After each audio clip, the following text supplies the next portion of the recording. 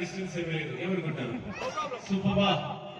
And first of all ఈ ఒక hall ని సెలెక్ట్ చేసిన హరికృష్ణ గారికి ఒక పెద్ద చెప్పట్లు.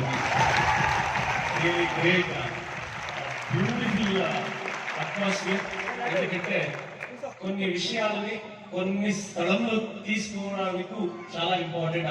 ఆ ఒక లొకేషన్ కూడా చాలా చాలా చాలా చాలా ఇంపార్టెంట్ గా రోల్ ప్లే చేస్తుంది. ఏమంటారు?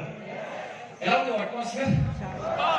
ఈ అట్మాస్ఫియర్ చూస్తూ చూస్తూ చూస్తూ చూస్తూ మన ఇంట్లో ఇలాంటి లగ్జరీ ఉంటే ఎలా ఉంటాయి?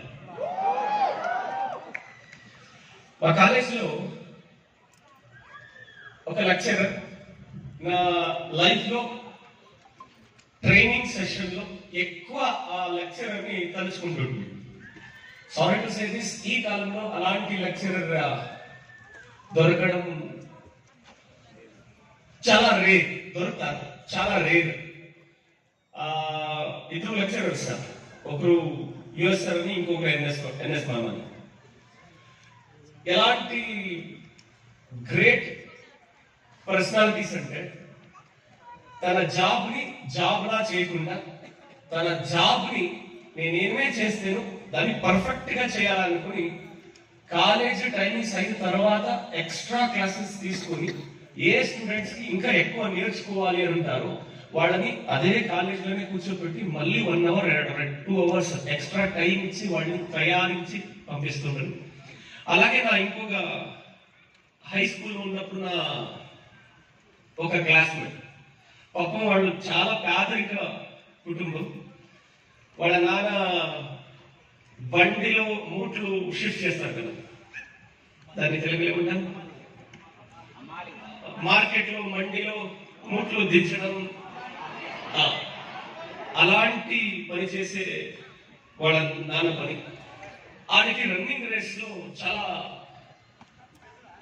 పట్టుదలతో district wise, state wise, national wise వాడు విన్ అవుతా ఉండే. అయితే వాడికి మంచి ప్రోటీన్, కాల్షియం చిక్కితే వాడు ఇంకూ గెలుస్తాడు అనుకుని ఆ లెక్చరర్స్ ఇద్దరు వాళ్ళ శాలరీలో వాడికి ప్రోటీన్, కాల్షియం సప్లిమెంట్స్ ని వాళ్ళకి వాళ్ళ శాలరీ నుంచి ఇస్తా ఉంటారు. అంతేకాకుండా మొలకలు విత్తనాలు ఇంట్లో ఆ మేడం గారు ఇంట్లో ప్రిపేర్ చేసుకొని వచ్చి ఆ స్టూడెంట్ కి ఇస్తా ఉంటారు. ఆ స్టూడెంట్ వాళ్ళ టార్గెట్ ఎలా ఉంది అంటే మంచి టాలెంట్ పర్సన్. వాడేమనుకుంటుండే, వాడు పేదరికం, వాడికి ఏ థాట్ ప్రాసెస్ ఉండే అంటే నాకు చాలా బాగా తెలుసు. వాడు ఎప్పుడు చెప్తాడంటే అట్లీస్ట్ రన్నింగ్ రేస్ లో మనం స్టేట్, నేషనల్ వెళ్ళిపోతే గెలిస్తే రైల్వేస్ లో జాబ్ నాకు దొరుకుద్ది అనేది వాడి థాట్ ప్రాసెస్. నాకు వాడు ఏ థాట్ ప్రాసెస్ అనుకున్నాడో అలాగే వాడు ఇప్పుడు రైల్వేస్ లో జాబ్ చేస్తున్నాడు. బట్ ఎక్కడో ఒక చోటు తర్వాత అనిపించే వాడు ఏమైనా నేను ఇంటర్నేషనల్ లెవెల్లో పార్టిసిపేట్ చేయాలి అని అనుకున్నాడంటే ఐ థింక్ అలా అవుతున్నాడేమో. బట్ వాడు నేషనల్ పార్టిసిపేట్ చేయాలి, నేషనల్ విన్ అవ్వాలి, నా టార్గెట్ రైల్వేస్ లో జాబ్ పట్టుకోవాలి.